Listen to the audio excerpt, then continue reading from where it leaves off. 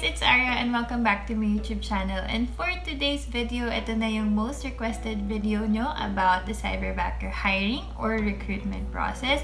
So again, a couple of days ago, nagpo-poll ako kung anong video yung gusto nyo gawa natin ng content, and yung nag-top 1 is yung application process. Alright, so without further ado, I will explain to you further about the application process. So let's get to it! So first things first, punta tayo sa website ng Cyberbacker. So that's www.cyberbacker.ph. You can use your Chrome or any browser that you have on your laptop, but Chrome works best for our website. Okay, so makikita nyo nandito yung homepage ng Cyberbacker, and then up top, you have your careers page, application process, news, about, contact, and apply now, right? So ngayon, punta tayo dun sa application process, right? So just click on that. Guys, also I suggest that you use your mobile. Don't use your mobile phone when you're browsing our website. It's best to use your laptop o kaya naman desktop para naman mas ma-fully experience yung website, alright? At saka para mag-load siya properly. Okay. And then once you're in here, you'll see here the application process. Also, you'll see a video of our CEO, Craig Goodliff, explaining to you what is a CBPA. Okay, and then here makikita nyo na immediately yung application process natin. So isa-isay natin siya. Okay? So number 1 is, of course, go to our website. That's www.cyberbacker.ph/apply now. No, or kahit wala nang apply now, kahit .ph na lang. So the .com pala is for our international clients. So when you type that, supposedly dapat nasa USA ka para mag-load siya. Pero if you're in the Philippines, just use the .ph.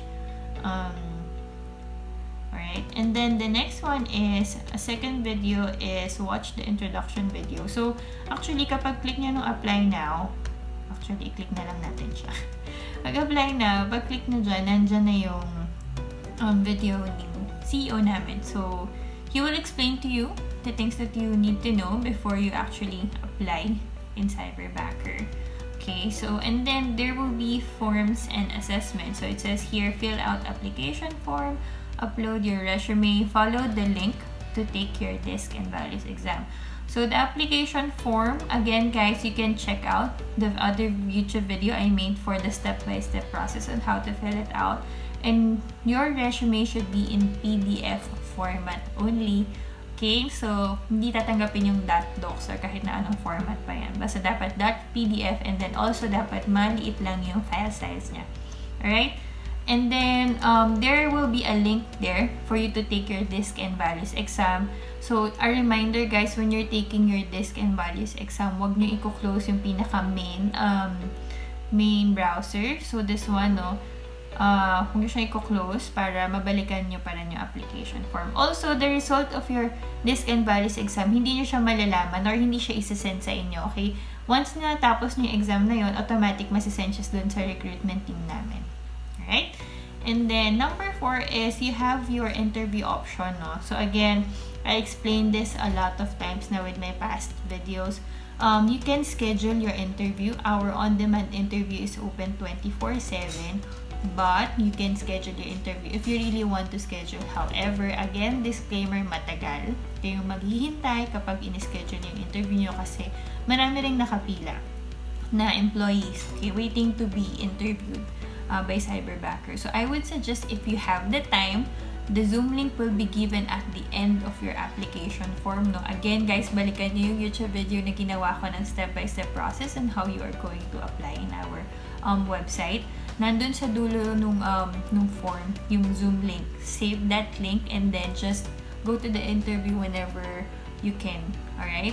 So kapag hindi kayo busy, you can go there to the application form and then Zoom interview. Also, suggestion, you can go there around siguro mga 4 a.m. to 7 a.m. Manila time para hindi masyadong mahaba yung pila with the interview kasi I've heard stories na, and also people sending us messages na they are waiting 1 hour to 4 hours before they can, actually be interviewed by our employees, by our career team. So baka mag-antay kayo ng ganun katagal kasi sobrang haba talaga ng pila. Alright? So, but again, it's open 24/7. Just make sure na keep checking the Zoom link, the Zoom interview para makita nyo kung gaano katagal. Or you can also see here, there's an online chat support. You can send a message here and then just let them know that you're already inside, ganyan, and then you're just waiting to be interviewed.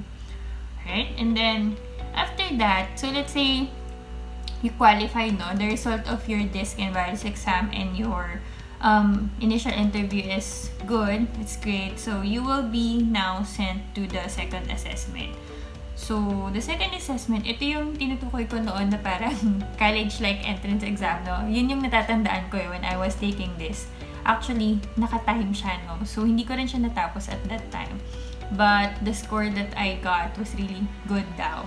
So, if that it happens to you also, no? Just make sure na, again, some tips when you're taking this exam, don't open a lot of browsers on your computer. Again, the system will detect that, no? So we want to see how confident you are when you're answering the questions. Doesn't necessarily mean na kapag sinasagutan nyo siya, dapat tama. No. Hindi naman namin siya tinitingnan ng ganun. Basta just be sure na you're confident enough to defend those answers that you take dun sa application or assessment process, then you're good to go. And then, past this one, the 6th step, and then, final interview ka na. So, with final interview, a lot of people also are asking me, sino ba yung nagko-conduct ng final interview? In my experience kasi before, since my role with social media manager is an admin role, so it was the CEO himself. Si Craig, siya talaga yung nag-interview sa akin. But now, really, I'm not sure. So, it could be the head of our recruitment or our recruitment team, or minsan si Craig pa rin. Okay? So, ayun, surprise siya, kaya always be ready. Okay? And then, that's that. When you pass all of those, let's go back. If you pass the values and DISC assessment, the initial interview, also the second assessment, and then the final interview, if you're the applicant na walang sabit, meaning wala kang ibang job right now, so definitely ma-onboard ka agad. So you'll join the pre-training sessions immediately, no? Pero kapag meron kang ibang job, you will not be onboarded. So you will be required to submit a proof of resignation letter para makita ng career or recruitment team namin na totoong wala kang ibang job with other company. Alright? Because that's really important for us. Alright? So, that's that. I hope this video helped you a lot. Again, guys, if you want to see this page, so just go to cyberbacker.ph/application-process. Alright? And makikita nyo na siya dito. Also, if you have questions, just message our Cyberbacker Facebook page or here sa talk. Alright? So that's that. Thank you guys for watching. Bye!